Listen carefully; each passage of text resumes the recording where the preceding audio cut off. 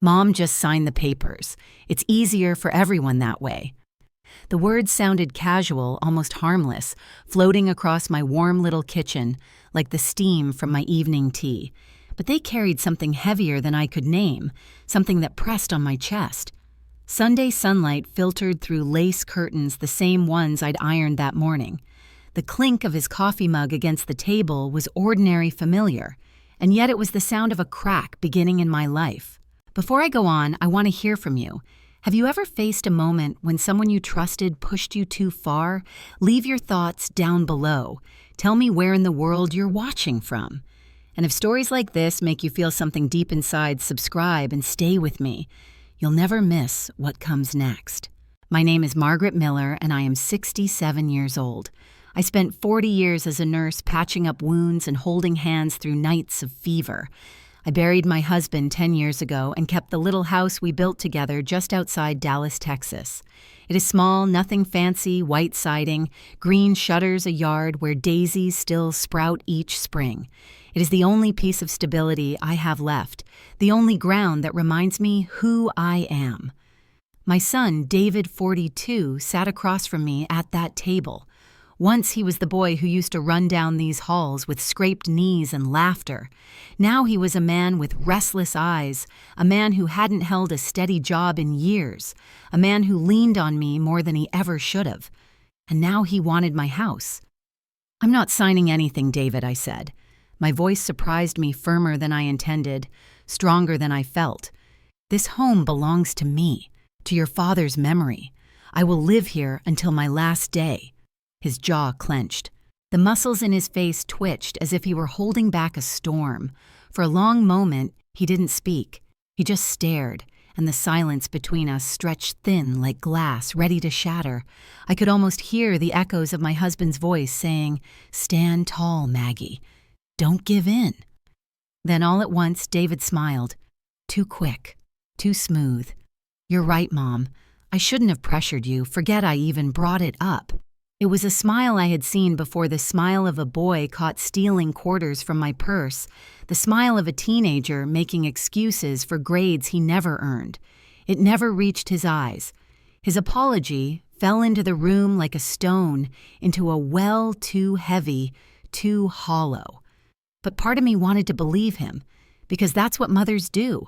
We believe even when we shouldn't. "I'm sorry too," I whispered, though I wasn't sure what I was apologizing for. For saying no, for finally protecting what little I had left. My hands trembled around the mug, its heat burning my palms while the rest of me felt cold. David leaned back, tapping his fingers against the table. "You know," he said lightly, "we don't spend much time together anymore. How about a drive? Just you and me. We can grab a coffee talk like we used to." A drive. The word should have been harmless.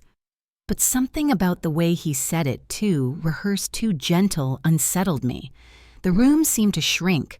The lace curtains no longer looked delicate. They looked flimsy, as though they couldn't shield me from anything. I hesitated. My heart wanted to believe this was a chance to mend the cracks between us. My mind screamed caution. He reached across the table, taking my hand. His palm was warm, steady, persuasive. "Please, Mom. Just a short drive. No talk about houses or papers, I promise."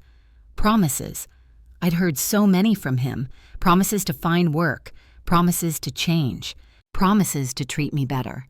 Most of them vanished like smoke.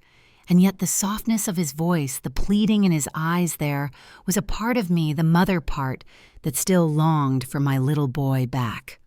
"All right," I said finally, the words scraping my throat. "But just for a little while." His smile widened, too triumphant for comfort. He stood up, grabbed his keys, and for a fleeting second I thought I saw relief in his eyes. Not the kind that heals, but the kind that hides something dangerous. As I pulled on my old wool coat, the one that still carried the faint scent of my late husband's aftershave, I glanced around my kitchen. The ticking clock on the wall, the framed photos of birthdays and Christmases, the worn Bible on the counter, all anchors of a life built slowly, faithfully, and suddenly I felt them slipping like sand through my fingers. I followed David to the door, the cold evening air rushing at me as if to warn me back inside. But I didn't listen. Not yet. Not knowing that my single word no had already lit a fuse I could never put out. David's old pickup coughed to life, as if the engine itself protested the night. The headlights cut a narrow path across my yard, sweeping over the white siding and the little garden that once bloomed with daisies.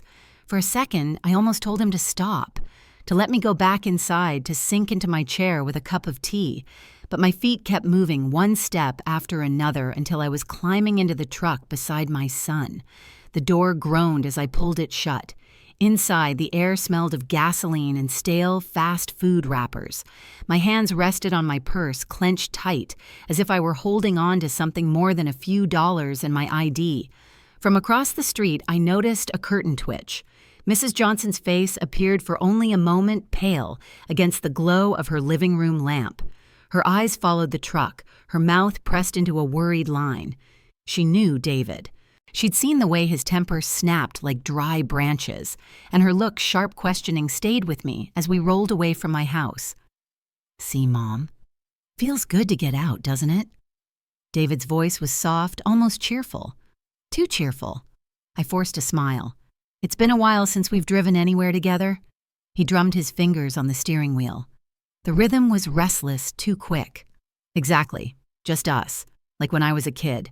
Remember when you used to take me for ice cream after church?" I remembered. I remembered the sticky vanilla on his hands, his laughter spilling louder than the church bells. I remembered the boy who once ran to me after nightmares begging for comfort. My chest ached with the memory, but sitting next to this man, I wondered where that boy had gone. "Yes," I whispered. "I remember." The road stretched ahead darker with each passing mile. Streetlights thinned until there were none. Only the hum of the tires and the occasional rush of cold air sneaking through the vents.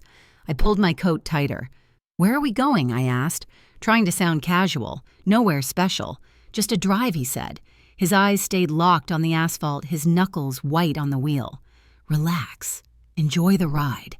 But how could I relax when everything felt wrong? The silence between us thickened. I could hear the truck's rattles, the squeak of the brakes each time we slowed for a curve. Out the window, trees rose like black skeletons against the cloudy sky. I tried again. "David, it's getting late. I should be home." His jaw tightened. "We just left. Don't start nagging. Please. I just wanted to spend time with you." The words were right. The tone was not. There was something rehearsed in his voice, like a line spoken too many times in front of a mirror. I turned toward him. "Are you upset with me?" "About earlier." His laugh was short, brittle. "Why would I be upset? You made yourself clear. The house, the papers, it's all yours. End of story." But it wasn't the end. His voice said. The door of David's old truck groaned as I climbed in, the smell of gasoline and worn leather rushing at me. I hadn't sat in that passenger seat in years, not since he was a teenager learning to drive under his father's watchful eye. Back then, this truck had been our pride. Now it was just rust and dents, held together by stubbornness, much like my son. The engine coughed awake, rattling, as if it didn't want to be part of this trip either. David gave me a sideways glance and forced a smile. "See still, runs like a champ," he said, patting the dashboard with mock affection. I nodded, but my hands gripped the seatbelt tighter than necessary. We pulled out of the driveway, the little white house shrinking in the side mirror. I felt a pang in my chest, as if I were leaving behind safety itself. At first, the ride was quiet, only the hum of the engine and the whisper of wind seeping through cracks in the windows. Then David started talking. About the Cowboys game, about the neighbor's new fence. Harmless things. His tone was light, almost cheerful, like a son trying to bond with his mother. But there was something off, too smooth, too rehearsed. I kept waiting for the catch. "Remember when Dad taught me to drive out on County Road 17, David asked suddenly, eyes fixed on the darkening horizon. He said I'd always take care of you, that I'd be the man of the house one day. The words should have comforted me, but the way he said them, flat, almost bitter, made my stomach knot. "Yes," I whispered, staring at the road ahead. I remember. Clouds thickened above us, swallowing the last bit of sunlight. The The road stretched on, longer, emptier.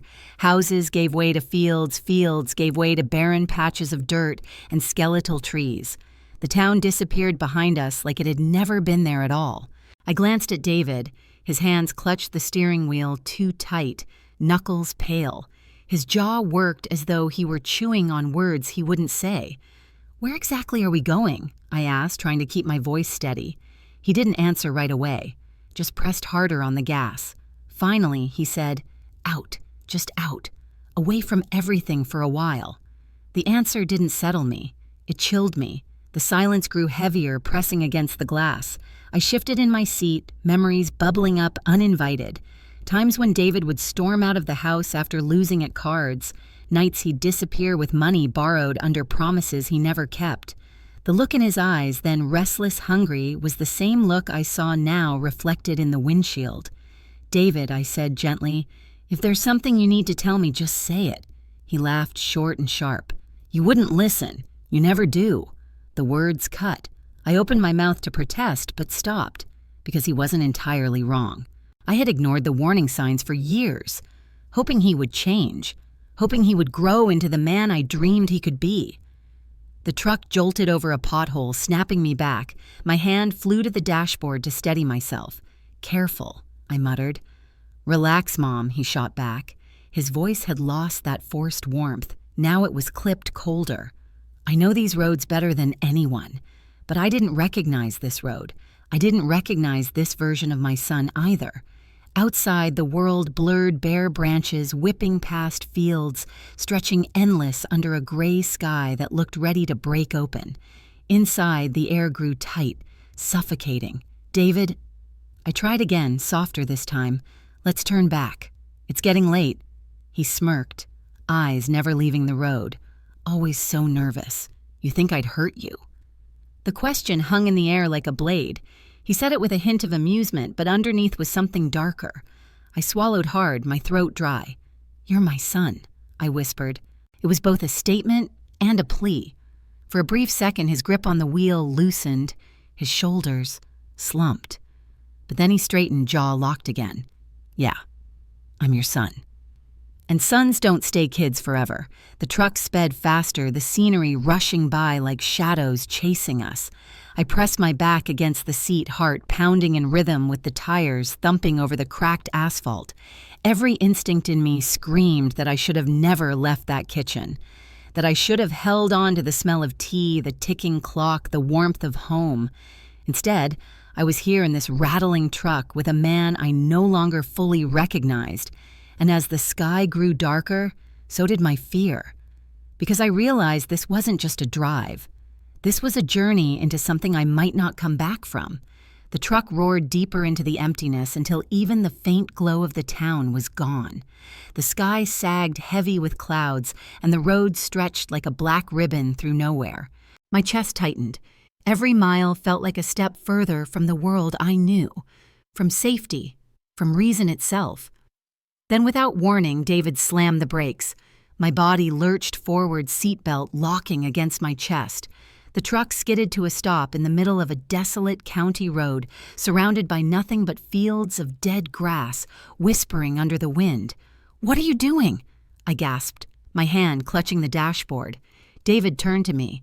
His eyes were no longer restless, they were hard, glinting like steel. "Get out, Mom." For a second, I thought I had misheard. "What out?" His voice was clipped metallic. "Now!" My heart thudded so loudly I could barely hear my own voice. "Why, David? Where are we? Why are we stopping here?" His lips curled into something between a sneer and a smile. "Because you don't listen. Because you'd rather cling to that old house than think about your family's future. You're selfish, Mom. Always have been." The words sliced through me. Selfish. After decades of working double shifts, of patching his jeans, of scraping pennies for his school trips, for his doctor visits, my throat burned. "David, please," I whispered, reaching for his arm. "This isn't you. You don't mean this." He jerked away as if my touch scorched him. "Don't pretend you're the victim. That house should have been mine already. I'm the one stuck taking care of you when you're too old, too weak." His voice rose sharp, cruel. "But you can't even give me the one thing that matters." Tears blurred my vision. I'm not a burden. I pay my bills. I keep the house running. Shut up! He barked so loud it cracked the night air. My whole body flinched. He pounded the steering wheel, then swung his gaze back to me, furious and wild. Get out! The truck door groaned as he shoved it open from his side, then circled around to mine. His boots crunched against gravel, heavy, deliberate. My pulse raced as I clutched my purse like a lifeline. The door yanked open. Cold wind rushed in, biting through my coat. He towered over me, breathing hard, jaw clenched tight. For a terrifying moment, I thought he would strike me. David, I pleaded, my voice breaking. I'm your mother. I gave you life. I sat through nights of fever, nightmares, scraped knees, everything. Why are you doing this? He leaned in close, his breath hot, his tone icy. Because you're in my way. His hand clamped around my arm, dragging me out. My knees buckled, slamming against the gravel. Pain shot up my legs, sharp and merciless. I winced, but the ache in my chest was worse. David, don't leave me here, I begged, clutching at his jeans like a beggar in church steps. I don't have money. My phone is at home. Please, son, please. He kicked my hand free as if I were nothing but an insect. His eyes, God, those eyes were unrecognizable. Cold, empty, a stranger's. Maybe this will teach you, he said flatly, stepping back. Maybe now you'll understand you need me. Maybe now you'll appreciate what you have. He climbed back into the truck, the slam of the door echoing like a gunshot. The engine coughed, roared alive. No, David. Don't do this! I scrambled to my feet, knees screaming, arms outstretched. I stumbled forward as the truck began to move.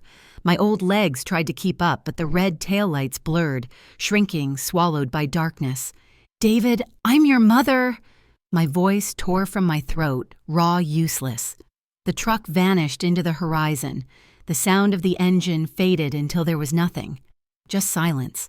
The most crushing silence I'd ever known. I stood in the middle of the road, the night pressing down like a weight. The wind cut through my coat like it was paper. My knees throbbed. My hands shook so violently I couldn't control them. Oh, God, I whispered to the black sky. What am I going to do? The emptiness answered only with the hiss of grass bending under the wind. I forced myself to move.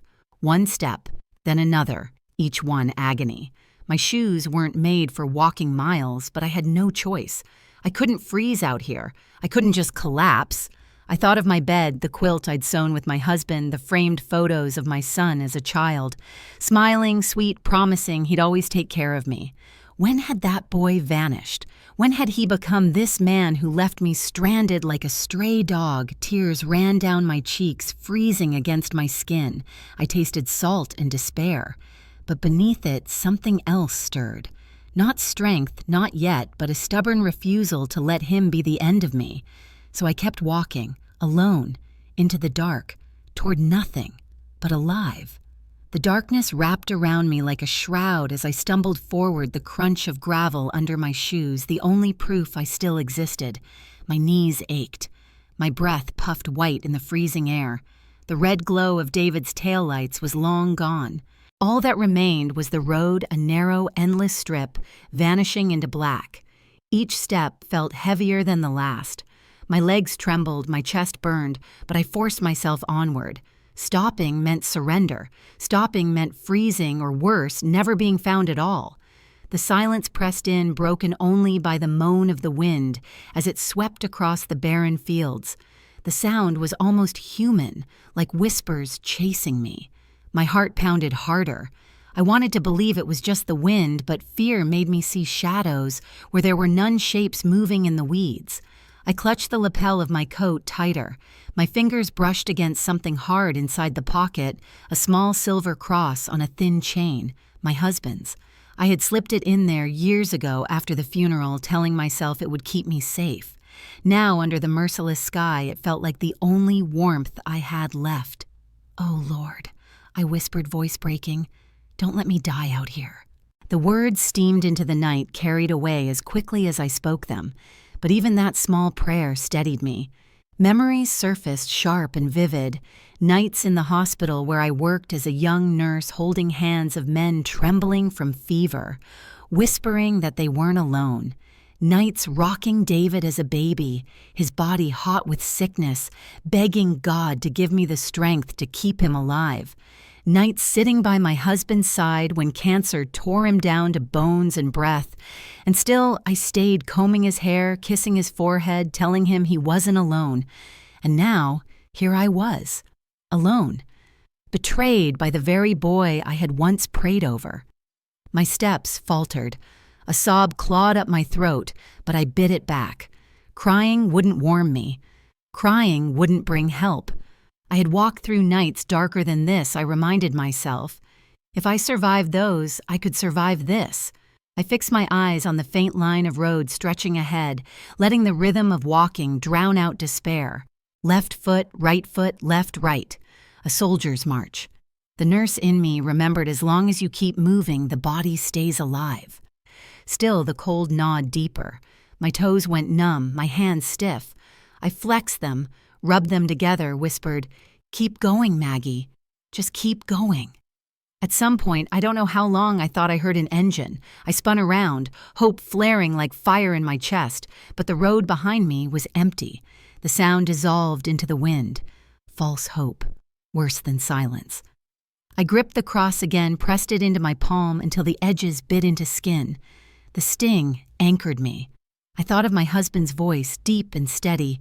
"You're stronger than you know, Maggie." "Am I?" I whispered to the night, because right now I don't feel strong at all. But I kept walking. The moon slipped from behind the clouds, casting a pale glow over the fields. For the first time, I could see more than just blackness, the skeletal trees reaching skyward, the barbed wire fences running parallel to the road. A landscape stripped bare, just like me, and yet that thin moonlight also revealed something else. My breath rising, my feet still moving, my body refusing to collapse. Proof that I was still fighting. A surge of defiance rose in me. David thought leaving me here would break me. He thought I'd crawl back to him begging, but he underestimated me. He always had. The road stretched on, merciless. My body screamed for rest, but I refused. Every step was a declaration: I will not die here. I will not let him win. When my knees threatened to buckle, I leaned on memories of strength I once carried. The nights of war when wounded soldiers clung to me, whispering, "Don't let go." The nights I held David when thunder terrified him, promising the storm would pass. The nights I stayed awake so my husband could sleep in peace, if only for an hour. I had been a lifeline for others. Tonight I had to be one for myself. The wind whipped harsher, cutting my face raw. My lips split. My throat burned. Still, I whispered prayers with each step. Sometimes words, sometimes only breath. But I knew he heard. Time blurred. Minutes, maybe hours, I couldn't tell. Then, through the fog of exhaustion, I saw it. A glow, faint, yellow, flickering against the horizon. My heart stumbled, then raced. Was it real or just another cruel trick of the dark? I squinted, rubbed my eyes with frozen fingers. No, it was there. A small square of light, steady, refusing to vanish. Hope. I staggered toward it, nearly falling, tears stinging my frozen cheeks. "Thank you," I whispered hoarsely. "Thank you." And as the light grew closer, sharper, I knew this was not the end. This was survival. The flicker grew clearer with every step until the outline of a battered gas station emerged from the dark. The sign buzzed weakly, half its letters burned out, casting the word "open" in uneven neon. I had never seen anything so beautiful. My legs nearly buckled, but I forced myself forward, one hand clutching my chest, the other gripping my husband's cross inside my coat. The glass door groaned as I pulled it open. Warmth rushed out thick with the scent of burnt coffee and motor oil. The contrast nearly undid me. For a moment, I just stood there trembling, afraid that if I blinked, it would all vanish, just another cruel mirage in the endless night. "Ma'am." A voice startled me. Behind the counter stood a young man, late 20s, maybe 30. Dark hair, tired eyes, a baseball cap tilted back. His name tag read Ethan. He stared at me as if I'd stepped out of a ghost story. "My God, are you all right?" He rushed around the counter, his sneakers squeaking against the linoleum. I tried to answer, but my lips cracked when I opened them. My voice came out ragged, barely a whisper. My son, he left me. On the highway. The words hung there unreal even to me. Ethan froze, eyes wide with disbelief. Your own son, I nodded, and that small motion seemed to break the dam inside me. The story tumbled out, his anger, the demand for the house, the drive into nowhere, the moment he dragged me out and left me kneeling in gravel. My voice shook, catching on sobs, but I forced every word out. Ethan listened, jaw tightening, fists clenching at his sides. When I finally fell silent, drained and shaking, he muttered, "What kind of man does that to his own mother?" His anger startled me, but it also steadied me. For the first time that night, someone else saw what had been done to me and named it for what it was: monstrous. "Sit here," he said firmly, guiding me to a plastic chair near the counter. He grabbed a styrofoam cup, filled it with steaming coffee, and pressed it into my hands. "Don't worry about paying. Just drink. Warm yourselves." The heat seared my palms, blessedly real. I took a shaky sip, the bitterness grounding me. "Do you have anyone to call?" Ethan asked gently. For a second, my mind was blank. Then a name broke through the fog: Helen Johnson, my neighbor, my friend of 40 years, the one who had seen me through widowhood, who brought me soup when I caught the flu, who had warned me more than once that David's eyes held something dangerous. "Yes," I whispered. "Helen." "Good," Ethan said, already reaching for the phone behind the counter. "What's her number?" I shook my head helplessly. I don't know it by heart, but she lives next door. Johnson, Maple Creek neighborhood." Ethan nodded, determination sparking in his eyes. "We'll find her." He flipped through a dog-eared directory, dialed waited. 3 tries later, he lit up. "Mrs. Johnson, this is Ethan from Maple Gas Station. I have your neighbor Margaret Miller here. She needs you." Even from across the room, I heard Helen's gasp through the receiver. Ethan explained quickly, his voice low but urgent. Then he handed me the phone. Margaret Helen's voice cracked with fury and fear. "What on God's earth happened, Helen?" My throat burned. "David, he left me on the road. He took my papers." "I stay put," she snapped, her voice hard as steel. "Give me the address. I'm coming right now." When Ethan relayed the directions, Helen said only 3 words before hanging up. "Hold her safe." Minutes crawled like hours. Ethan stayed close, his presence a shield. Every time the door creaked with the wind, I flinched, half expecting David to storm in. Ethan noticed and quietly slid the deadbolt shut. "Nobody's getting to you here," he said. And then headlights. A truck screeched into the lot, rattling like it would fall apart. The door flew open and Helen barreled in, hair disheveled coat thrown over her nightgown. She looked like a storm-given flesh. "Oh, Margaret." She rushed to me, dropping to her knees, her hands warm on my frozen cheeks. "Just look at you. That boy." Her voice shook with rage. "That boy of yours is no son. He's a devil." Her words pierced me. Hearing someone else condemn him felt like betrayal, yet also like justice. My tears returned hot and unstoppable. Helen pulled me against her chest, rocking me like I was the child. "You're safe now. You hear me? You're safe." Behind her, Ethan cleared his throat. "She said he took some papers." Helen looked up, eyes narrowing. "What kind of papers?" "The deed," I whispered. "To the house. He must have planned it." Helen's face hardened. "I knew it. I knew something was wrong when I saw him leave tonight with that look in his eyes." I blinked. "You saw him." "I did," she said firmly. "And I'll swear it in front of anyone who asks. That boy didn't just abandon you. He set you up." Her fury sparked something inside me. Not despair this time, but fire. David thought he'd broken me. But here, under the hum of gas station lights with Helen's arms around me and Ethan standing guard, I realized he had underestimated me. He had taken my trust, my papers, maybe even my sonhood. But he had not taken my will. And as Helen helped me to her truck, I knew the fight was only beginning. Helen's truck rattled down, the county road headlights cutting through the dark like blades. I sat in the passenger seat, Ethan's blanket wrapped around my shoulders, clutching it tight as if it could hold me together. My body ached, but my mind spun faster than the wheels beneath us. I thought I'd felt the worst of the betrayal out on that highway. I thought nothing could cut deeper than watching my only son drive away while I begged on my knees. But I was wrong. When we pulled into my driveway, my stomach turned to stone. The porch light I always left on was off. The curtains I drew every night were open, fluttering like torn flags. Something inside me knew before we even stepped out of the truck I wasn't coming home to safety. Helen's jaw clenched as she shut off the engine. "Stay close," she said. Her voice, firm and protective, was the only thing keeping me from braking right then and there. I followed her up the walk, my legs trembling. The front door stood ajar, just wide enough to scream violation. "Oh, Lord," I whispered. "He's been here." Helen pushed the door open with a shove. The sight hit me like a punch to the gut. My home, our home, the one my husband and I had built with scraped savings and late-night repairs, was unrecognizable.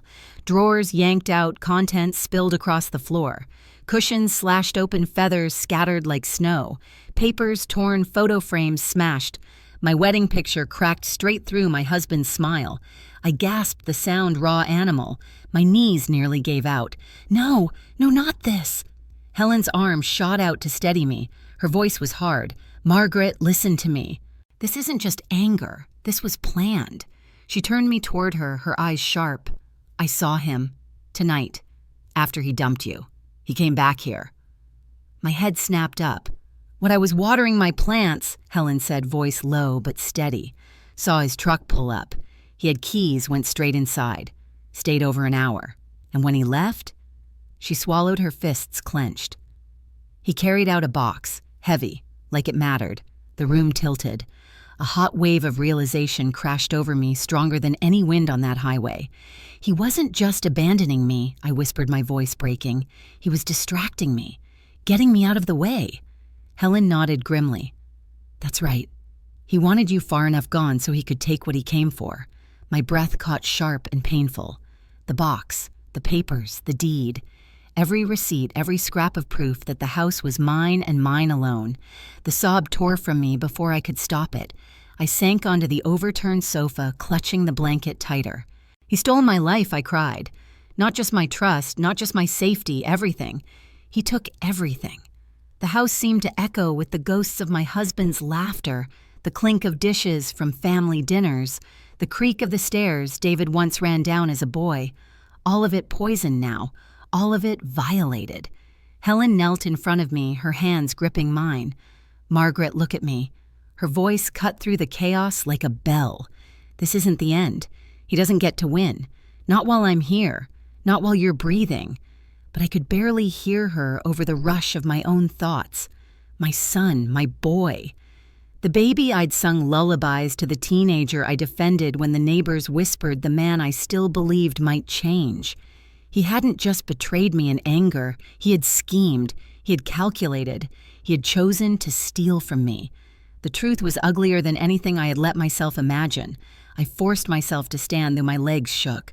I looked around the wreckage, the papers littering the floor, the photographs of a life now shredded. Something inside me shifted, pain cracking into fury. "No more," I whispered louder each time. "No more." Helen's eyes flashed. "That's it. That's the woman I know." I pressed my hand against my chest, feeling the cross through my coat. My husband's cross. I imagined his voice in my ear. "Don't let him take what we built, Maggie. Don't let him." I wiped my tears with the back of my hand. "He thinks he's clever. He thinks he's won. But he doesn't know me." Helen straightened, fire in her eyes. "Then let's show him. Tomorrow we go to the courthouse. We put an alert on your property, and we make sure not even a forged signature can touch it." Her words steadied me, gave me a foothold in the storm. Still, my heart bled with a question I could not shake. "When did he stop being my son?" I whispered, staring at the wreckage. "When did he become my enemy?" Helen pulled me into her arms, holding me tight. "I don't know, Margaret, but I do know this. You're not alone anymore. He may have stolen papers, but he hasn't stolen you." And for the first time since that truck pulled away, I felt a spark, not of despair, but of resolve. David had underestimated me. He thought I was a weak old woman clinging to a house, but he was about to learn I still had fight left in me, and I wasn't going to lose. The house still reeked of violation drawers, yawning open feathers drifting like ghosts in the stale air. Helen stayed by my side as we tried to put a little order back into the chaos, but every overturned chair, every broken frame was a reminder of how far David had gone. Then headlights flared across the yard.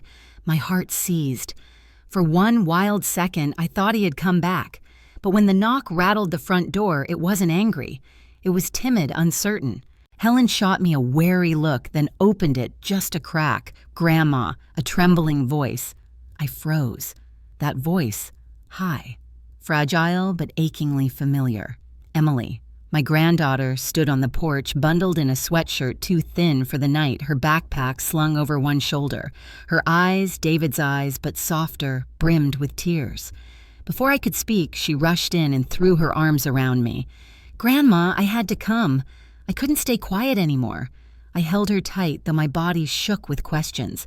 "Emily, what are you doing out here? Does your father know?" She pulled back, shaking her head furiously. "He'd kill me if he knew. But I can't let him do this to you." Her words hit like ice water. "What do you mean?" Emily's lips trembled, but her voice was firm. "Dad's been lying for years. The gambling, the debts he's drowning Grandma. He borrowed from people he can't pay back. And every time he told you he needed money for me school medicine emergencies, it was all lies." My breath caught ragged. "No. He said you needed surgery once that." Her eyes filled with shame. "I was never sick. Not once. He used me. He used your love for me to take your money." I stumbled back, the walls closing in. All those sleepless nights I had prayed for her recovery, the checks I wrote with shaking hands thinking I was saving her life. My son had turned my own granddaughter into a weapon against me. Helen's voice sliced in sharp with anger. "That man's lower than dirt." But Emily wasn't finished. She tugged her backpack open with frantic hands. "I've been saving everything. I knew one day he'd go too far, and now—" She pulled out a phone, a stack of printed photos, even a small recorder. She spread them across the coffee table like evidence in a trial.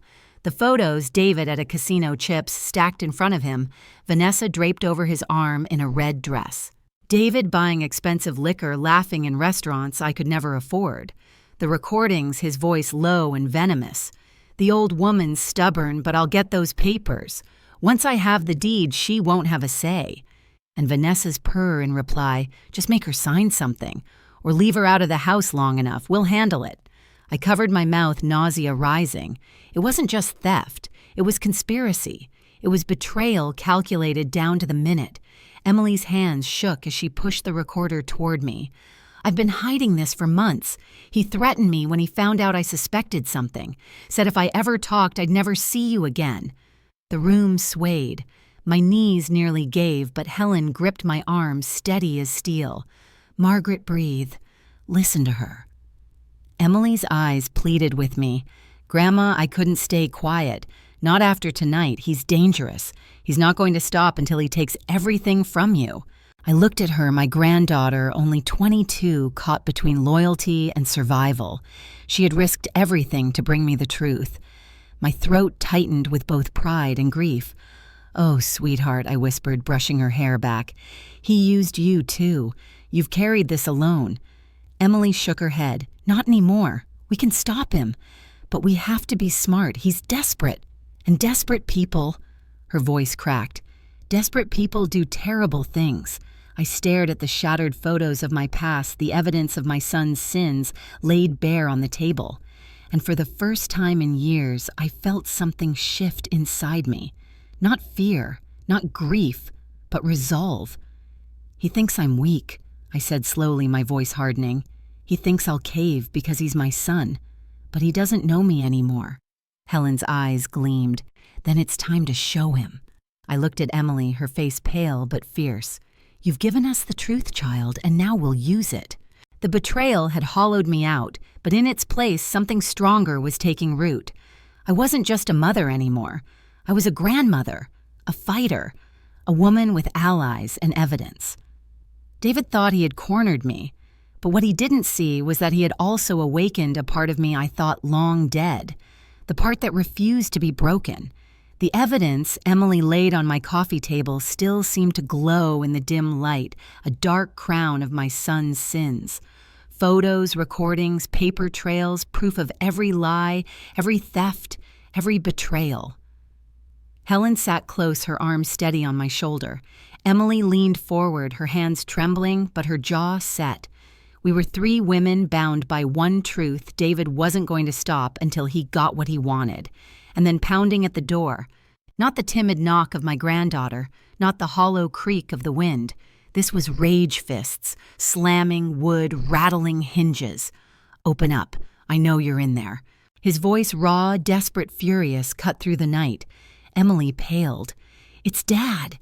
Helen was already on her feet. "Stay back," she hissed. But David wasn't waiting.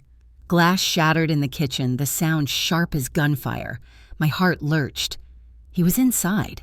The three of us backed into the living room. My pulse hammered so hard I thought it would give me away. David appeared in the doorway, wild-eyed, hair-matted shirt wrinkled. In his hand, a gun, black and terrible. He raised it, sweeping the room. His gaze landed on me, hard and hollow. "Where is it, Mom?" His voice was low, dangerous. "Where's Dad's will?" The room spun. My knees locked, but I stood tall. What will I said, though? My throat scraped raw. He laughed bitter. "Don't play dumb. Vanessa told me everything. Dad left something. Something that proves I'm entitled. Where is it, Vanessa?" Even now her name burned. But Emily stepped forward, voice shaking. "Dad, stop. You don't know what you're doing. Shut up," he roared, waving the gun. Emily stumbled back into Helen's arms. My own terror curdled into fury. "David," my voice cut sharp. "There is a will, and you're not in it." His head snapped toward me. What I met! His eyes, those eyes I once kissed goodnight. Now hollow pits. "Your father knew what you were. He left everything to me. And if anything happened to me, it goes to Emily. Not you. Never you." His face crumpled, rage twisting into shock. "No. No, you're lying." I took a step closer, though the barrel was aimed straight at my chest. "You can point that gun at me all you want, but the truth won't change. Your father saw through you years ago." For a moment, silence. Then he broke his breath, ragged tears spilling down his face. The gun trembled in his grip. "He hated me," he sobbed. "You both did." "No," I whispered. "We loved you. God help me, I still do. But love doesn't excuse what you've become." Behind me, Helen's phone buzzed. She had called earlier, sent the recordings Emily gathered. I prayed the police were close. David's sobs turned to snarls. I had no choice. "The debt's the collectors, they'll kill me if I don't pay. You think I wanted this? You think I wanted to use my own mother? You had a choice," I snapped. "You always had a choice. And you chose greed. You chose lies. You chose to betray your own blood." The gun clattered suddenly to the floor. He fell to his knees, wailing like a child, rocking back and forth. My heart ached, but my body stayed rigid. I could not comfort him this time. Red and blue lights flashed against the curtains. Doors slammed outside. Police voices boomed. Officers burst in, guns raised, ordering David to the ground. He didn't resist. They cuffed him as he wept, head bowed, muttering, "I just wanted the house. I just wanted what was mine." But the twist came not from David, but from Vanessa. She appeared at the door, flanked by another officer. Her face, pale eyes, swollen voice shaking. "I'll testify," she said, staring at the floor. He wasn't just going to steal the house. He forged papers. He planned to have her declared incompetent, put in a nursing home. I didn't know it would go this far." Emily gasped. Helen cursed under her breath. My knees nearly buckled. A nursing home. He wanted to erase me completely. The officers led David past me. For the briefest moment, his eyes met mine. "Forgive me, Mom," he whispered. I swallowed hard. "I forgive you," I said. "But forgiveness doesn't erase consequences." They took him out into the flashing night, his sobs fading into the hum of police radios. The silence that followed was suffocating. My living room, still ransacked, still broken, was now the stage of truth laid bare. Emily collapsed into my arms, sobbing. Helen stood like a fortress beside us. And me, I felt hollow, shattered, but not destroyed. Because I had survived. Because the truth was no longer hidden. Because this time he hadn't won. The flashing lights faded from my street that night, but their echoes lingered in my bones for weeks. The image of David on his knees, cuffed, weeping like a boy, those tears haunt me still. Yet they no longer bind me. Months passed.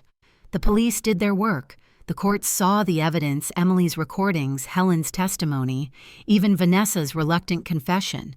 David was sentenced not just for theft and fraud, but for endangerment for pointing a gun at his own mother. 8 years. 8 years where he could no longer twist my life into his own desperate game. And me, I rebuilt. The house that once felt poisoned now blooms again. New locks on the doors, new windows where glass once shattered. Fresh paint covers the scars on the walls. But I left one small mark, a cracked picture frame, repaired with gold resin, Japanese style. Kintsugi, they call it, to honor the break, to make the scar part of the story. My garden, too, came back to life. Where weeds once choked the soil, daffodils now rise yellow and stubborn against the wind. Tomatoes swell in neat rows, and the old oak casts shade across a bench my husband built decades ago. I sit there most mornings, coffee in hand, the cross warm against my palm. And I am not alone. Helen still comes by daily, stormy as ever, carrying gossip and casseroles. Emily, bless her, moved in for a while, determined to finish her studies while keeping an eye on me. At night, I hear her typing papers, her determination as fierce as her father's, but channeled into something noble, something clean. We sit together often, the three of us in the garden, where once I feared only silence. One afternoon, as the sun dipped low and turned the world gold, Emily reached over and squeezed my hand. Her voice trembled, but her eyes shone. "Grandma, you're the bravest woman I know." The words struck deeper than she could ever understand. For years, I thought bravery meant silence, enduring, keeping the peace at all costs. But I see now that was only fear in disguise. True courage was the night I said no. The night I stood in front of my son shaking and refused to give him what wasn't his. I brushed Emily's hair back the way I did when she was small. "No, darling, I was just late to the lesson." "But bravery doesn't have an expiration date," Helen snorted, ever blunt. "About damn time you figured that out." We laughed, the sound warm, healing, wrapping around us like a quilt stitched from scars and second chances. Still, some nights I wake with the echo of gravel under my knees, the cold wind clawing my coat, the red taillights vanishing into black. But I rise, breathe, and remind myself I survived. I was left to die, and yet here I am, stronger, not unbroken, but rebuilt. And I think often of women like me. Mothers, widows, grandmothers, so many of us who believe we're too old to fight back, too tired to stand tall. We tell ourselves it's easier to give in, to stay quiet, to let others decide. But I am living proof it is never too late. Never too late to protect what is yours. Never too late to defend your dignity. Never too late to reclaim your voice. That is the gift I want to leave Emily, not just a house, not just a garden, but the knowledge that strength lives in her blood. The sun dipped lower shadows stretching across the grass. Emily leaned her head on my shoulder. Helen lit another cigarette, muttering about the neighbor's dog. And I, Margaret Miller, 70 years old, sat in the garden of my repaired life and felt something I had not felt in years. Peace. Not because I had erased the past, but because I had faced it. Because I had chosen to rise. And I will tell you this, if you are listening, if you have ever felt too small, too late, too tired, you are not. Stand up. Even now, especially now. It is never too late to fight for your home, your dignity, and your heart.